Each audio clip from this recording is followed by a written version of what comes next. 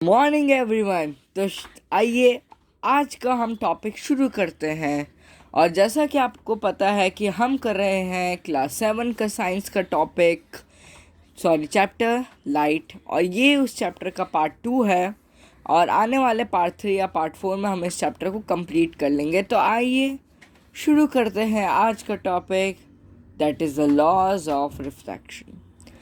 तो सबसे पहले इसे समझने से पहले हमें इन पॉइंट्स को पढ़ना बहुत इंपॉर्टेंट है। तो आइए सबसे पहले यहाँ पे देखते हैं क्या कुछ कहा गया है। बहुत ही आसान तरीके से समझाऊंगा, एकदम समझ में आ जाएगा। तो आइए let's go. It has been observed that the reflection of light from a surface takes place in a well-defined manner in accordance with the two simple rules or laws. We call them two rules or the two laws of reflection. We must, however, first know the some terms to understand and explain the two laws of reflection. अब यहाँ पे हमें बताया गया है कि हमने पढ़ा था कि रिफ्लेक्शन ऑफ लाइट जो होता है किसी भी सरफेस से लेता है ना, तो एक वेल डिफाइंड मैनर में लेता है। तो इनको समझने के लिए ये जो रिफ्लेक्शन टेक प्लेस करता है लाइट का किसी भी ऑब्जेक्ट पे, वो दो सिंपल रूल्स पे या दो सिंपल लॉज पे चलता है। और उन दोनों लॉज को हम कहते हैं टू लॉज ऑफ रिफ्लेक्शन। तो उन दोनों लॉज को समझने से पहले यहाँ पे कुछ इंपॉर्टेंट टर्म्स दी गई है, इसे समझना हमारे लिए बहुत ज़्यादा इम्पॉर्टेंट हो जाता है। तो आइए पढ़ते हैं इसे। तो यहाँ पे हम सबसे पहले समझते the point of incidence and normal. But इसे समझने से पहले हमें ये दोनों चीज़ समझना बहुत इंपॉर्टेंट है, that is the incident ray and the reflected रे। So let's start. The ray of the light coming towards the mirror is called the incidence ray. Similarly, the ray of light which turns back after the reflection from the mirror surface is called the reflected ray.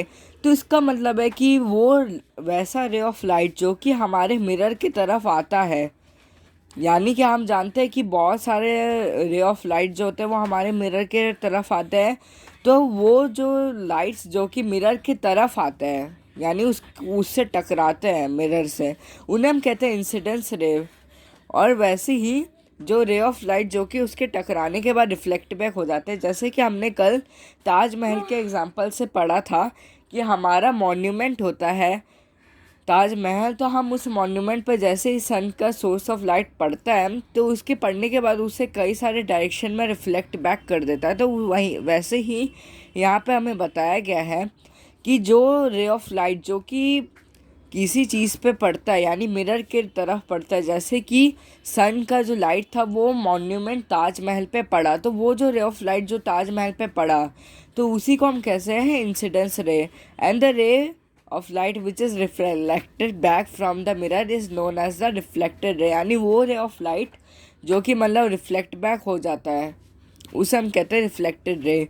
तो इन दोनों को हमने समझ लिया that what is the incidence ray and what is the reflected रे। तो now we will understand, और यहाँ पे अब हम समझेंगे topic the point of incidence and the normal. तो यहाँ पे सबसे पहले हमें बताया गया है the point of incidence is that point on the surface of the mirror where the incidence ray falls. A line perpendicular to the surface at the point of the incidence is known as the normal of that point of incidence।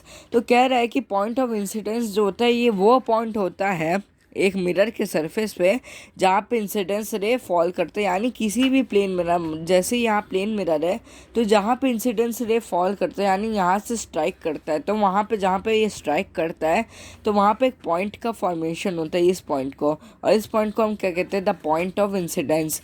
और कह रहे हैं और line perpendicular to the surface at the point of incidence is known as the normal of the that point of incidence.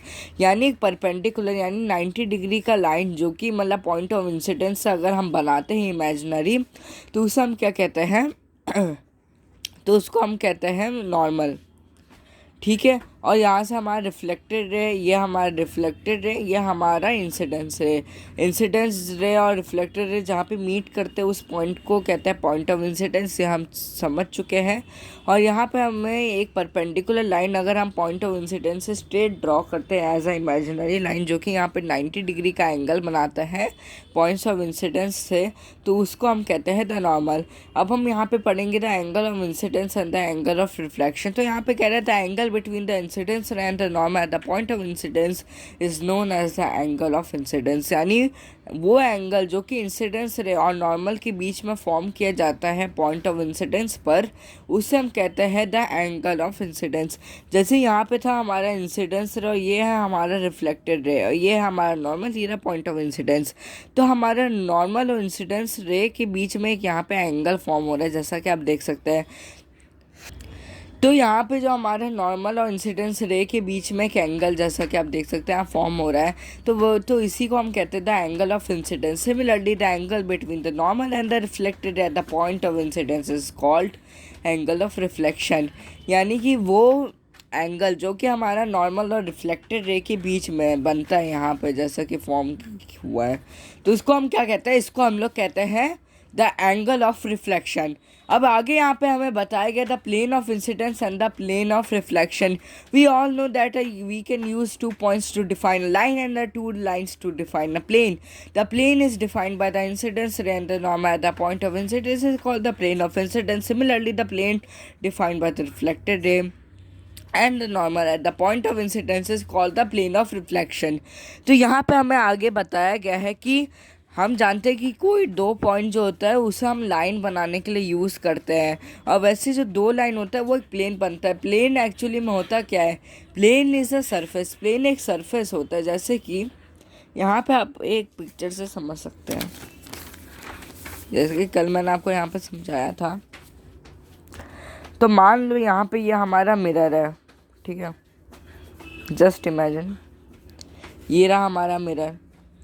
यहाँ से हमारा incidence रे strike किया यहाँ पे, यहाँ से हमारा नॉर्मल, यहाँ से हमारा रिफ्लेक्टेड रे, ठीक है।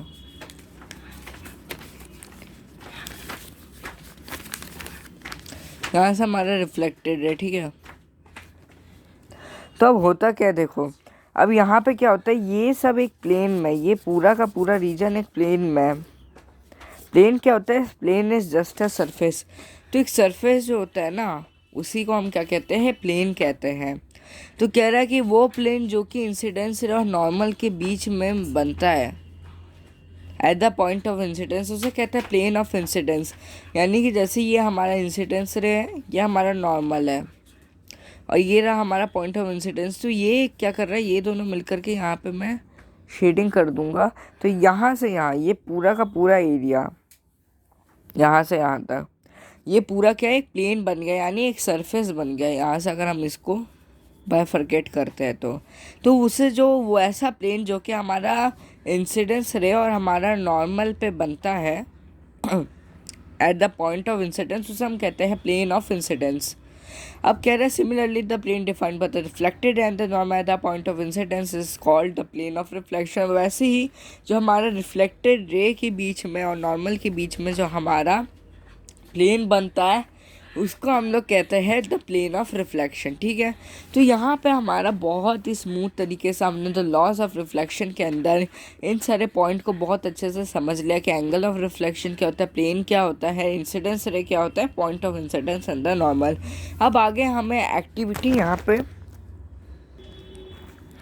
तो आगे यहाँ पे हमें एक्टिविटी 2 दिया गया। यहाँ पे हमें मोटा मोटी यहाँ पे ये समझना है कि जैसे ये हमारा यहाँ पे प्लेन मिरर है ना, तो अगर हम यहाँ से एक टॉर्च जलाएंगे और 2 सिलेंड्रिकल पाइप्स को रखेंगे, तो यहाँ से तो टॉर्च का लाइट वहाँ पे जाएगा पॉइंट ऑफ इंसिडेंस पे, तो ये तो हमारा इंसिडेंस रे हो गया।